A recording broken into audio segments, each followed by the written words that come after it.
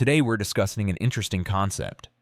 Is a rally really the best way for community groups to express their discontent? More specifically, should we as progressive intellectuals turn to rallies, or can there be more effective methods? It's an important question.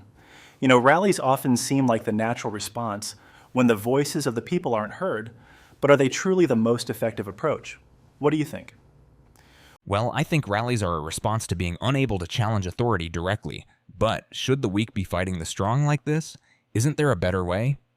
Absolutely. In fact, the idea of sending a letter or having an interview with the relevant authorities seems far more strategic.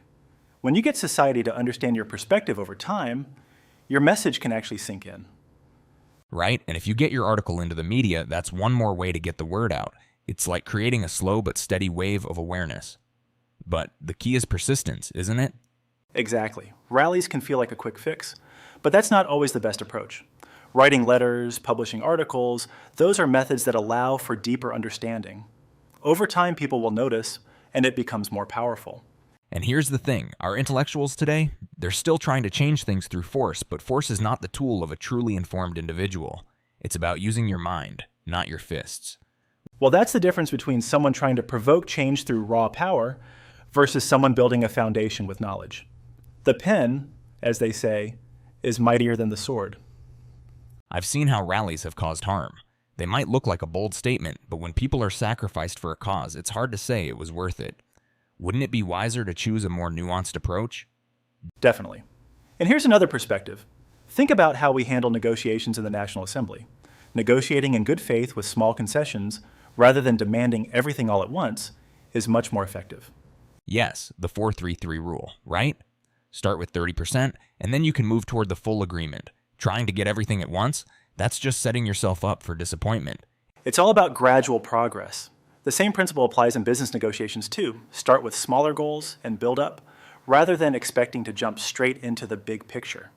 And like you said, it's not just about business or politics, it's how you approach life. If you try to do everything at once, you might fail. But if you tackle smaller portions, it's more manageable, and you still have room for recovery. Exactly. When you approach things step by step, you give yourself the flexibility to course correct.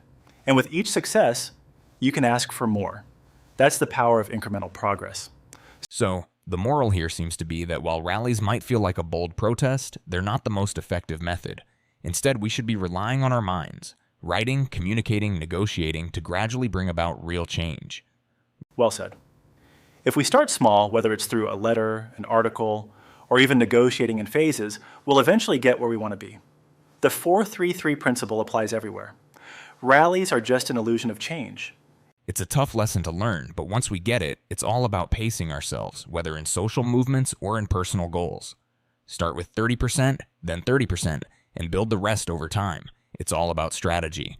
Absolutely.